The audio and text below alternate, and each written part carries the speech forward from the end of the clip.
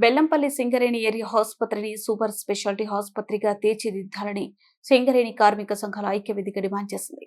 ఈ మేరకు ఆసుపత్రి చీఫ్ మెడికల్ ఆఫీసర్ పాండురంగాచారికి వినతి పత్రం సమర్పించారు. 2024లో ఇచ్చిన హామీలు ఇప్పటి వరకు అమలు కాలేదని, డాక్టర్లు, సిబ్బంది కొరతతో కార్మికులు, రిటైర్డ్ ఉద్యోగులు ఇబ్బందులు పడుతున్నారని తెలిపారు. వెంటనే చర్యలు తీసుకోకపోతే పెద్ద ఎత్తున ఆందోళనలు చేపడతామని జేసీ హెచ్చరించింది. తర్వాత సూపర్ స్పెషాలిటీ హాస్పిటల్గా తీర్చిదిద్దాలని చెప్పేసి ఈ జేఏసీ ఆధ్వర్యంలో మరి టీఎన్టీసీ పరంగా ఐఎఫ్యు, తర్వాత సింగరేణి ఉద్యోగుల సంఘం, హెచ్ఎంఎస్, తర్వాత టీయూసీఐ, ఈ అన్ని కార్మిక సంఘాలను కలిసి ఈరోజు మన సూపరింటెండెంట్ గారికి మెమోరాండం ఇవ్వడం అనేది జరిగింది.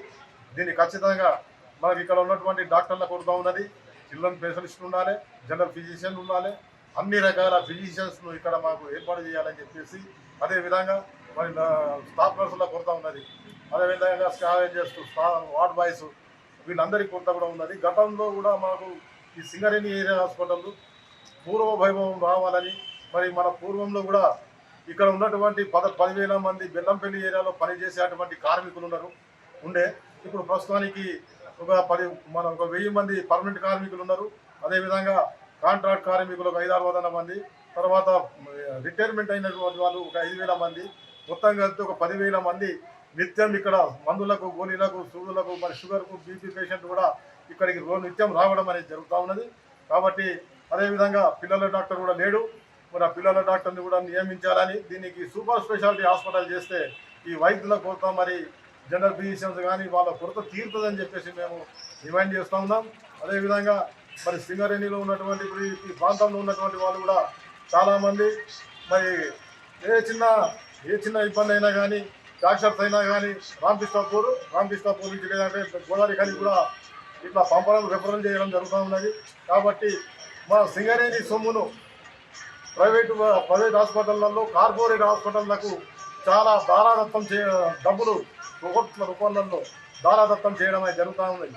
అదేవిధంగా మనకి ఇక్కడ సూపర్ స్పెషాలిటీ హాస్పిటల్ కనుక ఏర్పాటు చేస్తే ఇక్కడ మనకు సింగరేణి యాజమాన్యానికి 1,000 కోట్ల రూపాయలు అలా అవుతాయి.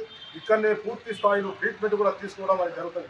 అదేవిధంగా మధ్యకాలంలో ఖైరీగూడ నుంచి కానీ ఇక్కడికి బెల్లంపల్లికి వచ్చే వరకు మరి ఎవరన్నా కానీ పేషెంట్స్ ఉంటే ఆ పేషెంట్లకు రిఫరల్ చేయడానికి మరి అక్కడికి కార్పొరేట్ హాస్పిటల్కు ఇతను రెఫరల్ ఫామ్ తీసుకోవడానికి కోసం కూడా కొంతమంది ఆలస్యం అయితే చనిపోయినటువంటి దాఖలాలు ఉన్నాయి. అటువంటివి కాకుండా ఇక్కడ ఉన్నటువంటి సూపరింటెండెంట్ గారికి పూర్తి అధికారాలు ఇచ్చి డైరెక్ట్ రిఫరల్ చేసేటువంటి అధికారం కూడా కల్పించాలని చెప్పేసి, మరి ఇక్కడ ఉన్నటువంటి మూసేసినటువంటి వార్డ్స్ ఉన్నాయి, ఆ వార్డులను కూడా తిరిగి తెరిపించాలని చెప్పేసి ఈ జేఏసీ పక్షాలను మేము డిమాండ్ చేస్తూ ఉన్నాం.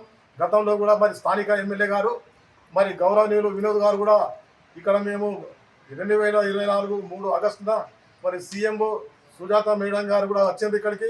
మేము డాక్టర్ల కొరత, స్టాఫ్ కొరత, అందరి కొరత కూడా మేము తీరుస్తామన్నారు. ఇప్పటికి 2 సంవత్సరాలు దాటిపోయింది. ఇప్పటికి కూడా మరి ఎలాగంటే పురోగతి లేదు. కాబట్టి దీన్ని ఖచ్చితంగా మరి సీఎంఓ గారికి చెప్పినాం. ఇక్కడ అట్లనే అక్కడ డైరెక్టర్ గారికి కూడా, బలరాం నాయక్ గారి దృష్టికి కూడా గతంలో తీసుకుపోయినాం. ఇప్పుడు ఉన్నటువంటి డైరెక్టర్ గారు కూడా దీని మీద స్పందించి మా సింగరేణి ఇక్కడ ఉన్నటువంటి ఏరియా హాస్పిటల్ను, మరి ఇక్కడ దగ్గరనే మైన్స్ ఉన్నాయి మాకు.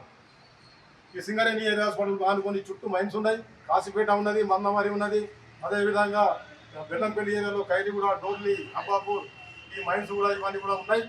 కాబట్టి రేపు భవిష్యత్తులో కూడా కొత్త కన్నులు రాబోతూ ఉన్నాయి. కాబట్టి ఇక్కడ ఉన్నటువంటి ఏరియా హాస్పిటల్ను సూపర్ స్పెషాలిటీ హాస్పిటల్గా మేము తీర్చిదిద్దాలని కోరుతా ఉన్నాం. అదేవిధంగా గతంలో కూడా మన నాయకులు చాలామంది, మన గౌరవ ముఖ్యమంత్రి గారు కూడా విద్యా వైద్యానికి పెద్దపీట వేస్తామని చెప్పిండ్రు.